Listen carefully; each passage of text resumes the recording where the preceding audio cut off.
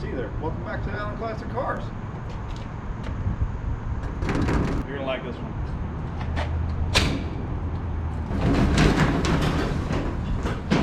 There she is, the 1969 Chevrolet Impala I talked about in my last few videos. She's here. So let's go ahead and do a walk around on her real quick. I'll get to showing y'all everything that we've got on her, and then we'll get to working on getting her to run. Okay, here she is. 1969 Chevrolet Impala, like I just said. Small block 350, factory 4-barrel. Came with AC. I don't know if that was dealer installed or factory installed. This thing I got for a good price, and it is in pretty dang good shape, all things considered. Little backstory, she was sitting 20 years. She was last driven in 2000, I believe. So she was sitting about 21 years on the side of a warehouse, and they just never got around to messing with her. So they put her on the side of the road, and I managed to pick her up. Got the hood up there, so easy access, because the hood hinges were completely destroyed. So we had to take the hood off in order to even get it to get up on the truck and trailer and move her down the road. So all I've done to her so far is put in a new battery cable. I've put in, what else did I put in? I put in new fuses, and I started doing some cleaning on the interior, which you all are gonna like here in just a second. Other than that, it's all original as far as I can tell, other than this chromed fuel line that someone bent in here. I took the master cylinder off already, and I've never seen one that bad. Like, it is just disgusting. I'm sure a lot of other people have seen them that bad, but I have not seen one that bad personally. I managed to find the original battery hold down while I was digging through here last night. I went ahead and sprayed these with PP Blaster because I have a new battery tray instead of this rust disc that's here. So 350 emblems. She is a 69, not a 68. She's got almost all the trim all the way down as far as I can tell. There is no severe rust in the rockers. There's a little bit up here in the fender well and on the door, but the rockers themselves are pretty dang clean. Well, we got a flat while we've been gone. Dadgummit. Oh well, she needs new tires anyway. She has all 4 original hubcaps on her. The other 2 are in the massive trunk. So all 4 of those are still there. Got both of those. I forget the proper name. Oh, look! She birthed us a new carburetor and spacer. This door panel's not too bad. The dashboard is perfect. It's just dirty, and it's hard to see with the glare. But there is not a scratch, not a rip, not a tear, nothing dry heat bake on it, nothing. The pad is pretty much perfect. Okay, that's right. So it was a dealer aftermarket installed because it has this in here. It's been a few months since I've seen her, so I didn't remember. But the seats, black leather, and there's not but one rip that I noticed in these seats, which is this one right here. Everything else is in extremely good shape as far as the seats go. Even the back seat, of course. Doors closed pretty dang good. Back seat already pulled out because I was cleaning it last time because it's got a whole bunch of leaves inside, because that glass is laying up against the car and it wasn't installed. So grab this light here. The only downside, which isn't that bad, is that there's a little bit of some Flintstone edition, or ankle vents, or whatever you want to call her. Everyone's got different names. But it doesn't go up all the way into the rocker. It's actually solid there. Luckily you can get these from several different places to replace them, which is what I'm going to do. So it makes it pretty easy. The back, pretty rotted. not perfect. And under the seat, we got some pinholes and such. Like right here. There's a little bit, and there's some over there. But they make all of that patch panel work. So I've got a guy who's gonna weld it all in for me as soon as I order it. But we gotta get it running first, which is what we're gonna do today. And possibly that battery tray, depending on the time I've got. Now, I know what I have to do is figure out this wiring situation that someone did. Someone had this hooked up to the solenoid and into the cab, attached to a switch to try and bypass the ignition. And I went to the starter when I first got it, and one of the wires is completely cut off. So I gotta get the wires fixed and situated on it, because this is not gonna fly. So we gotta do that, swap the carb, because that one's just, well, for one it's quadrojet, for two it's just completely outdated and broken. So it's easier just to get an Edelbrock and throw it on there and call it a day. We just went with a 1406 basic 650 CFM because it's a stock 350 small block. We don't need anything insane. So I'm gonna do the wire first and then we'll do the carb, because that makes more sense, because she does turn by key. That's all I've gotten so far from her. Let me get this wire figured out so I can figure out what gauge I need and get one made up, and yeah, get that situated, get those put on there correctly, and then we'll be back with the carb real quick. All right, got that wire off, and got the new coil in, because for whatever reason the old one, the nuts didn't fit any socket or wrench I had of standard or metric, and that was a pain in the butt. So I said, you know what, I'm gonna put the new coil on and just make it easier. It was old and corroded anyway, so hey, I already had it, might as well. Now I do have the new brake lines and proportioning valve to put in too, so that stuff might come, if not this video, then the next one. But right now I need to go get this wire, because what this does is make a circuit. When you turn the key, it goes from the ignition key to the ignition switch and makes a loop to the starter solenoid, which is where this end is supposed to go, to the ignition coil, which is where that end goes, and then back through that wire to the ignition system, making a full loop. So that's why I'm not getting any spark right now. It's because, well, that's completely broken off. So I'm gonna go get some wire from the store real quick. But before I do that, I forgot to show you guys the rest of the vehicle. So she's a custom coupe. All the windows are here. I just gotta put that other one in. All the glasses in pretty good shape. They roll up and down, both of them. They're just open for air. The headliner, she droops, but you know, that's an easy fix. The back, I don't know what kind of panel that's supposed to be called again. It's escaping my mind, but it's in pretty dang good shape all the way around. Everything in the back is in really good shape. The little panel's in good shape. Everything's in really good shape, surprisingly, for having that window open for like 20 years because it was just out.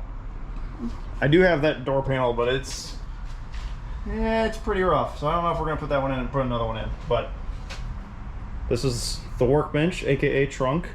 The roof is in really good shape. It's got some holes in her around the windows, front and rear, but the glass is in good shape. And I got that guy, like I said, who's doing the floor pans, who's gonna look into helping me with the pillars and window frames. But the only hole in the trunk, I wish I could show you guys right now if I didn't have all this junk. The only hole in the trunk is on the passenger side. So the trunk floor comes in 3s. So I might only have to replace the one side. I'm gonna take it to my guy and have him look at it. But the body is straight. She's been repainted once before. You can actually see up on the fenders the original color, which is a really nice blue. I forget the name of it. I don't know all the codes by heart, but it was a really nice blue. Haven't decided if I'm gonna have it repainted or not. Probably won't, because that costs a lot of money. But these are the old hinges. They're bent out of whack and they just didn't move at all. So we got the new ones back here that we're gonna put on after I get the engine going, of course. This is the new battery tray. And yeah, this is the rest of the car. Really good straight shape. Oh, I wish I could show you guys the other side right now and inside the trunk, but this is a 10 by 20 storage shed, and that is all the way up against the wall, just about. And you can see I have like really my foot space in between where the garage door comes down and the nose of the grill.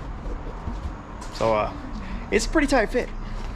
But I'm gonna get that wire, get that fixed on there real quick, and be back, and we'll start doing some carb stuff.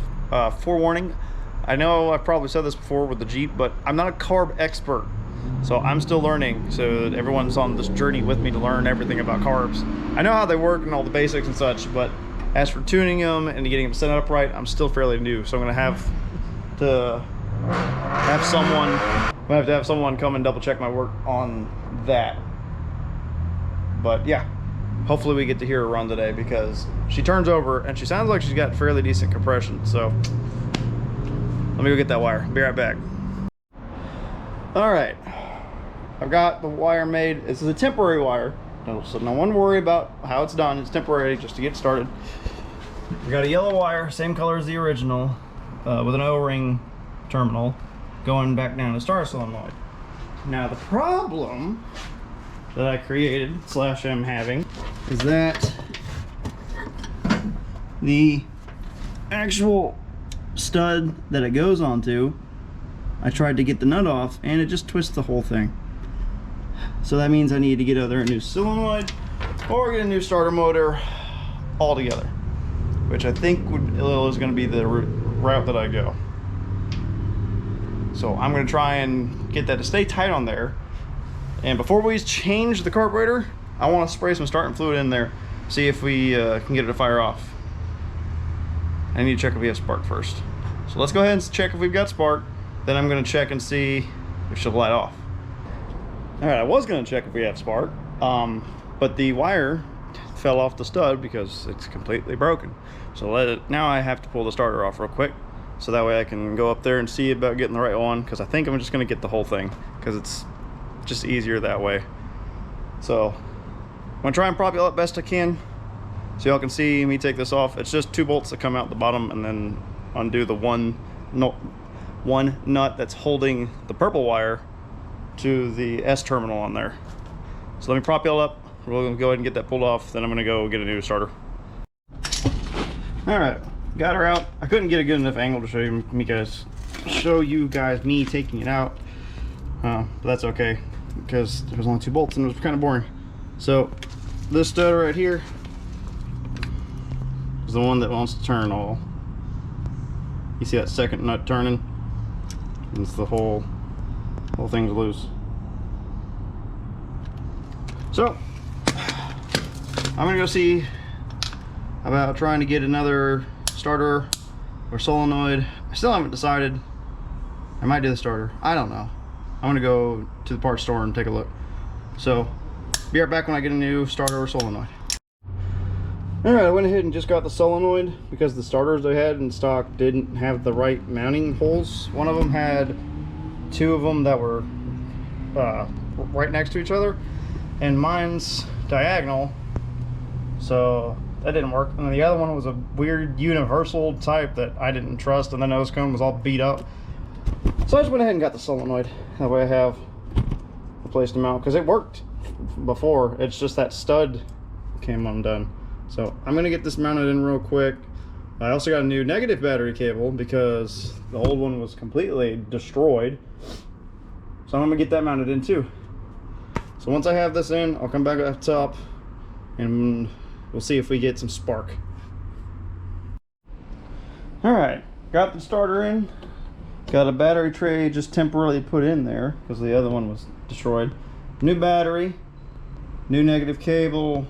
This is gonna get changed, don't worry about that. Now let's see if we've got some spark real quick. Need you guys to tell me if we're gonna have any spark right here.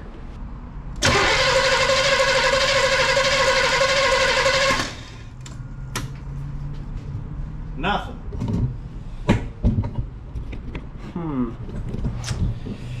Probably got some dirty points or bad points. So let's go ahead and pop the cap off, see what we got real quick. Alright, got the cap off. Let's pop this rotor button off real quick. Because GM likes to make it to where they screw into place.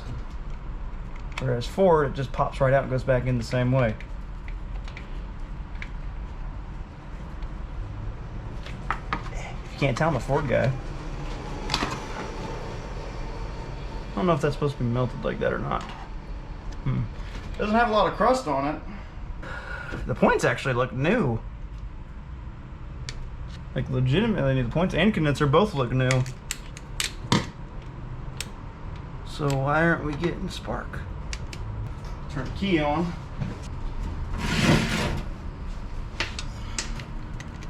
Oh, yeah, we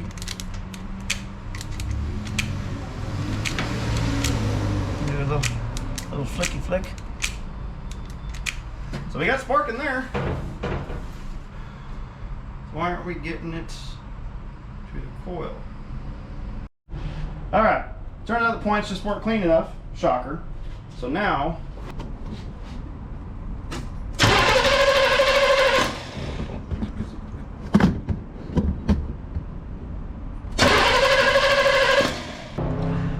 we got spark, and we can see very good clean spark thanks to that deep cycle battery. I'm going to put the cap and rotor back on, make sure all the wires are plugged back in correctly, spray some starting fluid down the neck, and see if we get some ignition. It's been the first time she's started in at least 20, if not 25 years. All right, here we go. See if she lights off. Now, the guy that I bought this from said that when they last drove it 20-something years ago, it sounded like it was 180 degrees out. So let's see. Oh yeah.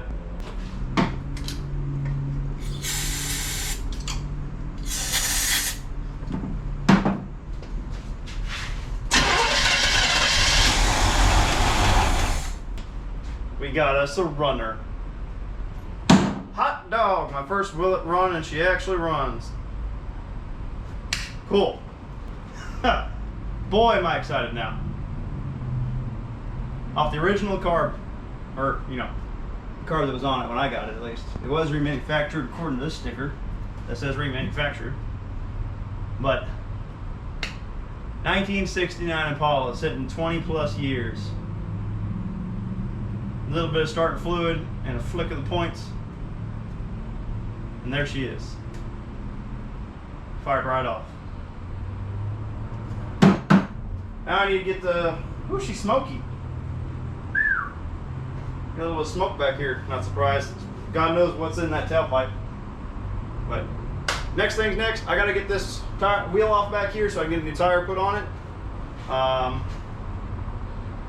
Then I'm gonna try and hook up a temporary fuel cell to pull, see if that fuel pump works. I doubt it does. Gonna end up replacing it anyway, probably. But cool, let me get this wheel off. We'll get that swapped out. And let's try and get a fuel cell on here, see if she'll actually pull fuel. I got that Edelbrock in there that's gonna go on here no matter what, but I wanna see if this thing will still pull fuel. And if anyone's wondering, that fuel hose over there is rotted off, so it's not pulling any old fuel out of the tank. Alright, just got back from the tire shop. Got a brand new Highway Terrain Corsa tire. Brand new, still got the teats on her. This tire looks way too good for this car. But then again, so will all the tires when they're replaced. I'm gonna get this mounted back up real quick. I don't know if I have time to hook up the fuel system and try to get it to run with fuel to the carb. Just because I'm simply out of time. As you can see, different shirt, different day. Our vacation in this state is almost over. I don't have a lot of time. So it might just be ending the video here. I want to try and record at least 3 videos for you guys, but time just didn't work out, and that happens. So I'm gonna get this mounted up real quick, I'm going to show you guys how good the frame is, and maybe I'll throw some starting fluid in, let it run for you guys one more time. I don't know. Let's see. So yeah, before I put the wheel on, the frame on this is in really, really good shape. Like all the way back, she's in really good shape for being a 52-year-old car. Yeah, 52-year-old car. Frame's in really good shape. It's got surface rust everywhere, of course, to be expected, but the frame itself is in extremely good shape. So yeah, even I forget these little arches isn't rusted all the way through anywhere. None of the brackets were broken. It came right off, no problem. Around the wheel well, got a little bit of surface rust here and there, but you know, nothing terrible. So let's get this wheel back on, so that way she can be sitting by herself again.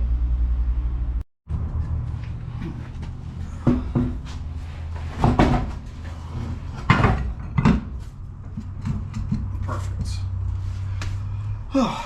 Ooh, let me get the little hubcap holder. That thing was held on here, the hubcap itself was held on here with a locking nut, which was very popular back in the day. And that thing was a pain in the butt to drill out. But now I'm just gonna put regular hex nuts in there, that way I don't have to deal with that in the future.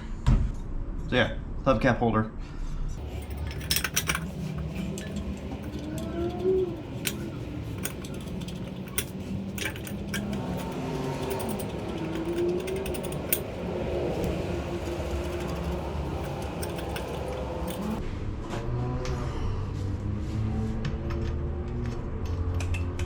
Oh, it would help if I plugged it in, huh?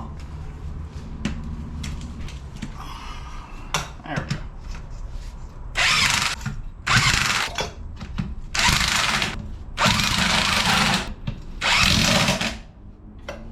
Alright, cool. Just drop her down. Nice and steady.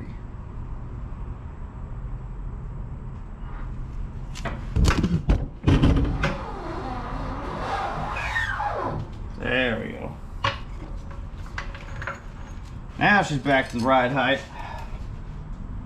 She really needs new shocks. Hey ma'am, new tire. I'm not gonna worry about the arch either because this has to come off when we do the brakes. Alright. Yeah, I don't think I'm gonna be able to get this thing running as quickly as I want it to. Due to this lack of time, let's just try and get her running with some starting fluid real quick, as bad as that sounds. But this thing broke off my light the other night when I was leaving here. I don't know why light companies still use these little ball bearing things, because it didn't break at the coupler. It broke up inside of the actual light fixture. But luckily it broke while it was on, so I just plug it in and it works fine. So let me get some carb cleaner down here. Let's rotate her. Let her fire off one last time before I have to go back to the state I currently reside.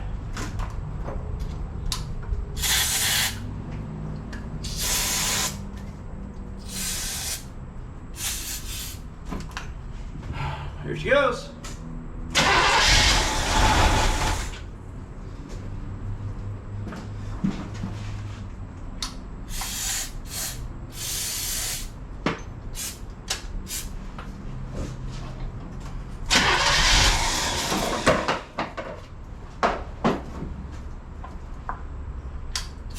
Oh, right in my hand.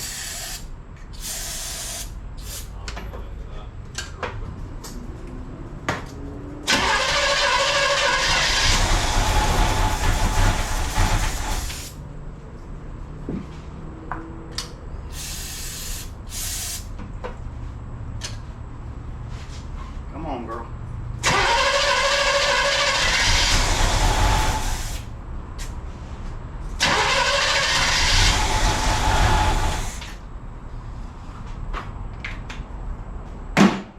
Well, just firing off, rolling over. She didn't sound healthiest yet, of course, but next next video, I promise she'll be driving. I don't know how soon that'll be, but sadly, I am out of time. I wish I could have gotten her running, like idling, but hey, at least we know she fires off. So sadly, that's gonna do it for today's video. I know everyone was hoping I'd be able to get it to idle today because it's this beautiful 69 Impala 2-door custom coupe, the 350, but I just don't. Time's not on the plate anymore. I'm out of time. So we heard her light off. We know she does run. I know that we can definitely get her to drive around. Couldn't have done this video because of lack of brakes. So that's gonna do it for this one. Thank you everybody for watching. If you enjoyed any of this content or like the car even and want to see more of the car, please subscribe, please like, all the usual YouTube mumbo jumbo. And remember everyone, projects are for fun, not to get angry. Y'all have a good one.